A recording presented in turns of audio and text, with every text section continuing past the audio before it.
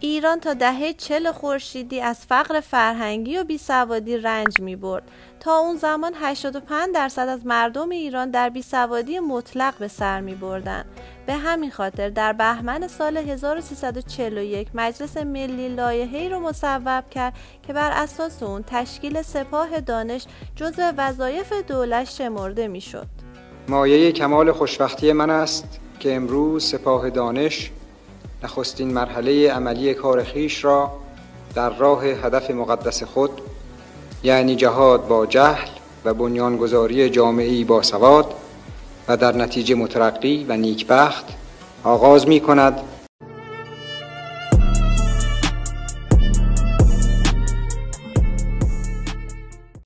سپاه دانش نام یک نهاد آموزش دهنده در دوران سلطنت محمد رضا شاه پهلوی و نخست وزیری اسدالله علم بود که سال 1341 بنیانگذاری شد و سال 42 کار خودش را شروع کرد. محمد باهری از نزدیکان و عضو کابینه علم پرویز خانلری رو مبتکر تشکیل این نهاد میدونه. برای شناخت چگونگی شکلگیری سپاه دانش کمی به عقب‌تر برگردیم به انقلاب سفید یا انقلاب شاه و مردم. انقلاب سفید یک سلسله تغییرات اقتصادی و اجتماعی شامل اصول 19 گانه بود.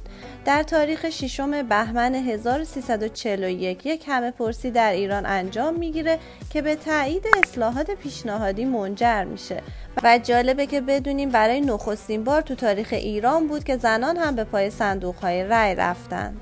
انقلاب سفید در شروع 6 اصل داشت که شامل این موارد بودند: اصل اول اصلاحات ارضی، اصل دوم ملی کردن جنگل‌ها و مراتع، اصل سوم فروش سهام کارخانجات دولتی به عنوان پشتوانه اصلاحات ارضی، اصل چهارم سهیم کردن کارگران در سود کارخانه‌ها، اصل پنجم اصلاح قانون انتخابات ایران به منظور دادن حق رأی به زنان و حقوق برابر سیاسی با مردان و اصل ششم ایجاد سپاه دانش. توی ارزیابی‌های صورت گرفته سال 1336 حدود 67% مردان و 88% کل زنان بالای 15 سال بیسواد بودند. بیسوادی که مانع جدی برای توسعه و مدرن شدن کشور بود باعث شد که دولت به فکر چاره‌ای برای مقابله با این حجم از بیسوادی باشه. توی اون سالها جمعیت ایران حدود 22 میلیون نفر بود که چیزی حدود 16 میلیون و 500 هزار نفر از این جمعیت توی روستا زندگی می‌کردند که اکثراً هم بیسواد بودند. همچنین امکانات آموزشی به طرز نامتعادل بین شهرها و روستاها تقسیم شده بود، به طوری که 24% از معلمین توی روستاها و 76% توی شهرها تدریس می‌کردند. به عبارتی تنها 1/4 از این معلمین متعلق به 75% از جمعیت روستانشین بودند. توی چنین شرایطی تشکیل سپاه دانش میتونست راهگشا باشه. تمام افراد دیپلمه، لیسانس، فوق لیسانس و اونهایی که دارای مدرک دکترا چه در رشته‌های پزشکی و یا رشته‌های دیگه بودن خدمت زیر پرچم رو میبایستی انجام بدن. اونها بعد از یک دوره کارآموزی 4 ماهه بین سپاه دانش، سپاه بهداشت و سپاه ترویج آبادانی تقسیم میشدن. توی اون دوران خدمت سربازی 2 ساله برای دخترها و پسرها اجباری بود. معلمین سپاه دانش بعد از گذراندن این دوره 4 ماهه تو مراکز آموزشی ارتش با درجه گروهبانی برای خدمت در سپاه دانش به وزارت آموزش پرورش راه پیدا می‌کردند. خدمت اونها در سپاه دانش خدمت زیر پرچم اونها به شمار میرفت. تا سال 1357 28 دوره از پسرها و 18 دوره از دخترها تونستن توی سپاه دانش خدمت کنن که شمار اونها به بیش از 100,000 نفر رسید.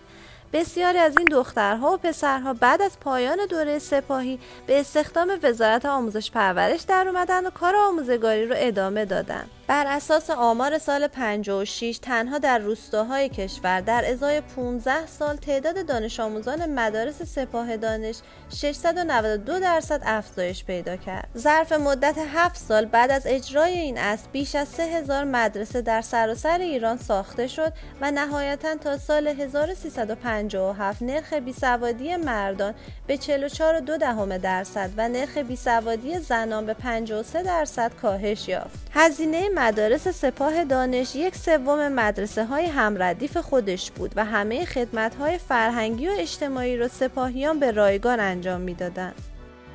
ایده سرباز معلم که بعد از انقلاب انجام شد بسیار شبیه دوره‌های سپاه دانش بود و چون سربازی دخترها منحل شده بود فقط پسرهای مشمول خدمت میتونستن سرباز معلم بشن.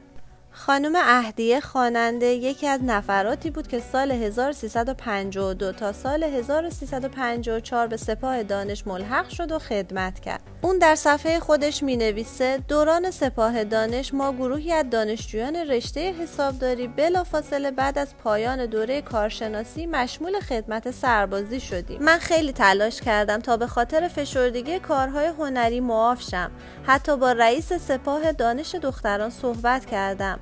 بعد از دوندگی زیاد این خانم رئیس به من گفتن تو هر کاری کنی معاف نمیشی، چون اولا همه باید این دوره رو بگذرونن و ثانیاً چون تو در زمینه هنر و کارنامه تحصیلی موفق هستی باید در انجام این خدمت به مملکت الگویی برای سایر دختران باشی. بنابراین هیچ تبعیضی وجود نداره. بالاخره من به سپاه دانش پیوستم و سالهای 52 تا 54 خدمت کردم. سپاه دانش برای حکومت پهلوی مثل شمشیر دولبه عمل میکرد.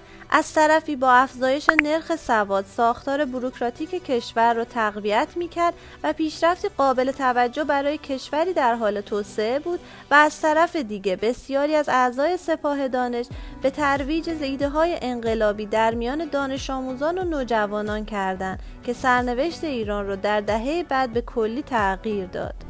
مرسی که تا آخر این ویدیو همراه من بودین. لطفاً نظراتتون رو برامون بنویسین و منتظر ویدیوهای بعدی هم باشین.